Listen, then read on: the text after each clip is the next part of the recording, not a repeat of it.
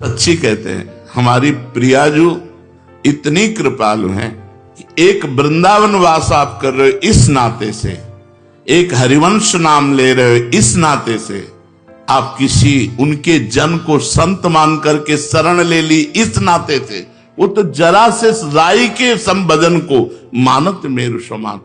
कल्याण होना नहीं है, हम कल्याण स्वरूप हैं, हम इसको पकड़े हैं, इसी को छोड़ दो, खत्म खेल हो गया।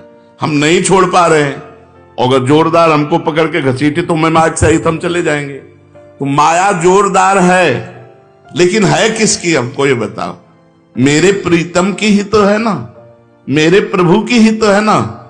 फिर मेरे ही प्रभु की, अगर किसी पड़ोसी की होती तो डरने की बात थी। मेरे ही प्रभु की माया और मैं अपने प्रभु की शरण में हूं।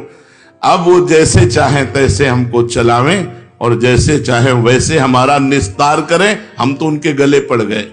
शरणागत की एक ही परीक्षा है, हर परिस्थिति में हे प्रियाजू, बस हमारी कोई आनंद की परिस्थिति हो तो जय प्रियाजू, हमारी कोई दुख की परिस्थिति हो तो हे प्रियाजू।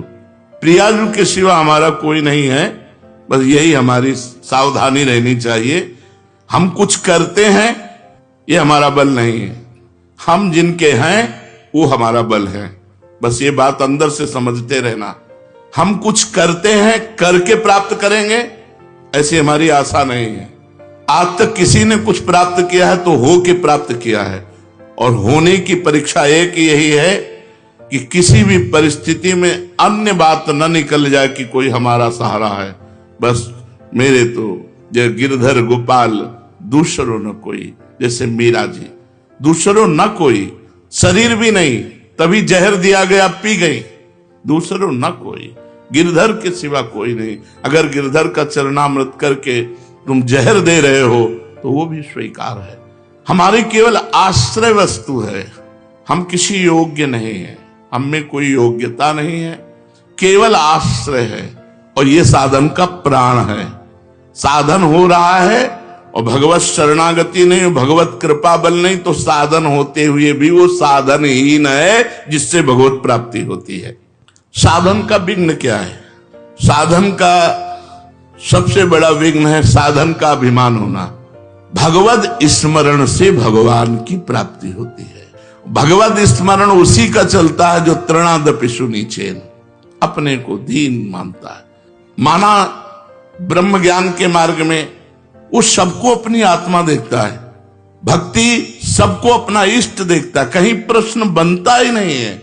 अगर वो प्रश्न करता है तो अभी खुद प्रश्न में फंस गया हो। ज्ञानी की दृष्टि में सर्वम खलमिदम ब्रह्म, भक्ति की दृष्टि में वासुदेवा सर्वम, सिय राम में सब जग जाने। सबसे बड़ा साधन का विघ्न है साधन का अहंकार हो जाना। साधना का अहंकार इतना श्रेष्ठ बड़ा होता है, इतनी कड़ुई होती है, पूछो मत। वही सबसे बड़ा विघ्न है भगवत प्राप्ति में।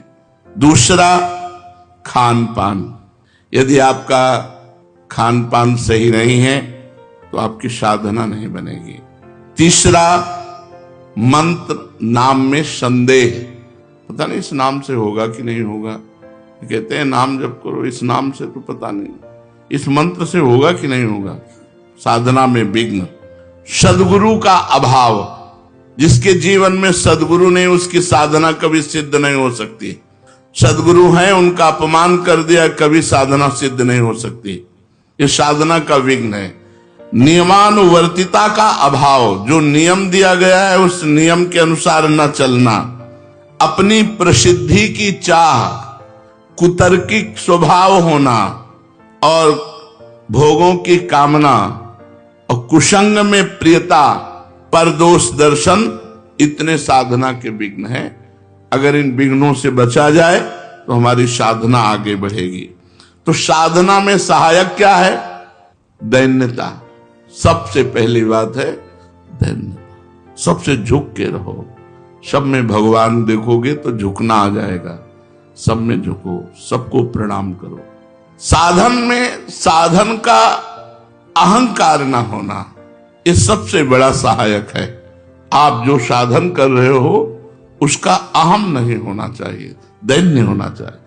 और सच्ची बात है, सही साधना होगी तो आपका हृदय दैन्य हो जाए, डरेगा कहीं कोई अपराध न बन जाए जो मेरा साधन रुक जाए।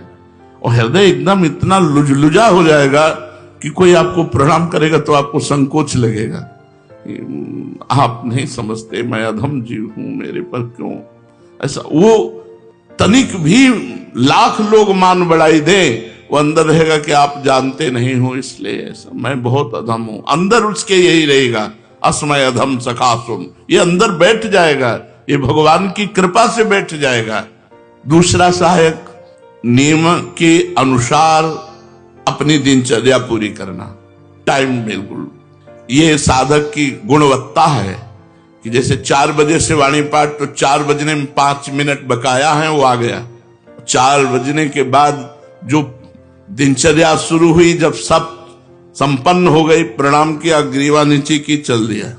5 मिनट पे अपनी दिनचर्या में बड़ी प्रवीणता रखना, सत्कार दूसरों का करना, सबहि मान प्रदापमान, इससे साधना आपकी बढ़ेगी।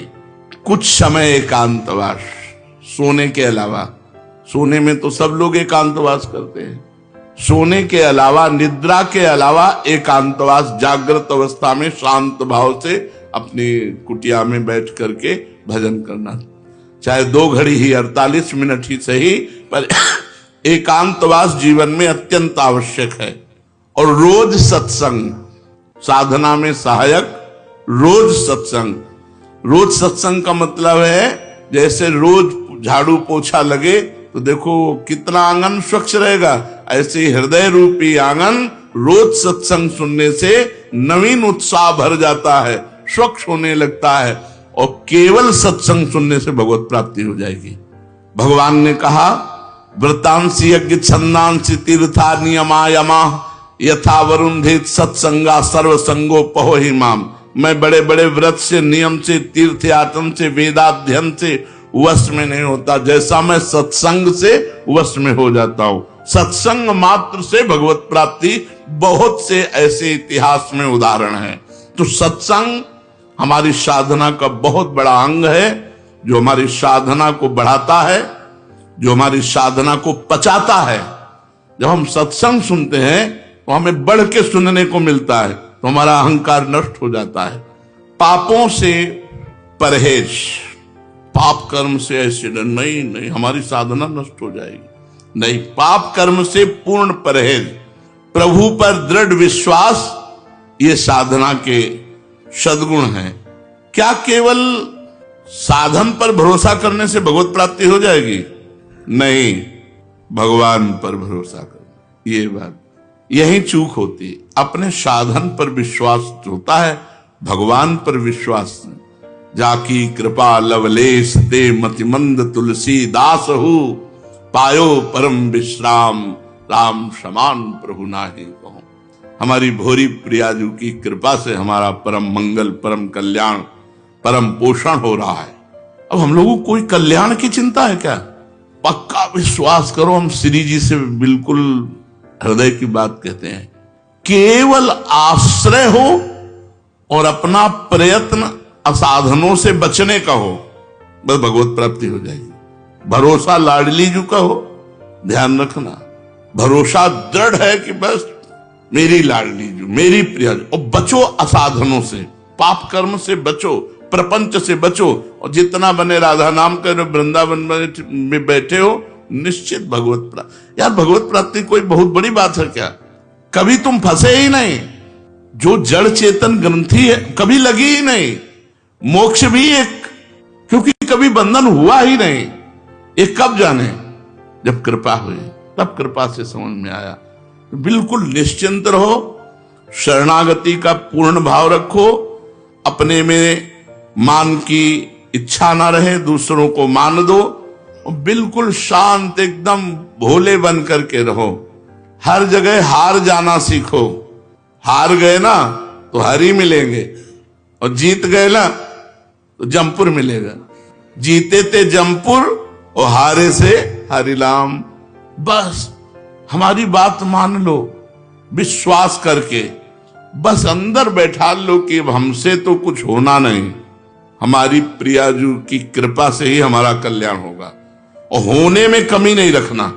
जितनी जान हम में है, हम खूब राधा राधा जप रहे हैं, बुरे आचरणों से बचने की चेष्टा कर रहे हैं, फिसल जाएंगे तो गंदे होके फिर आपकी तरफ दौड़ेंगे, दिशा नहीं बदलेगी।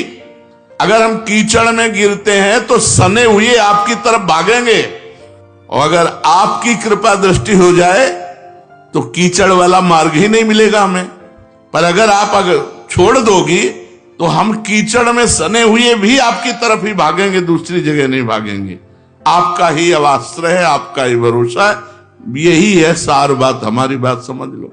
हम बहुत साधन और सब दुनिया का खूब मेला देख के बात कर रहे हैं। खूब प्रसन्न रहो, भरोसे पे आनंदित रहो, ऐसे संतों से और ऐसे साधकों से बचो जो साधना अभिमानी है। परीक्षित जी से श्री सुखदेव जी कहते हैं, परीक्षित ये वो श्री कृष्ण हैं जिनके एक कृपा कटाक्ष से, एक संकल्प से सारे विश्व का परम मंगल हो जाए। और ये वो श्री किशोरी जी है जिनके कृपा कटाक्ष की याचना स्वयं श्री कृष्ण करते हैं। मांगत लाल लाड़िलो नागर प्रगट भई, दिन दिन की चोरी दान दैरी नवल की। श्री लाडली लाल की।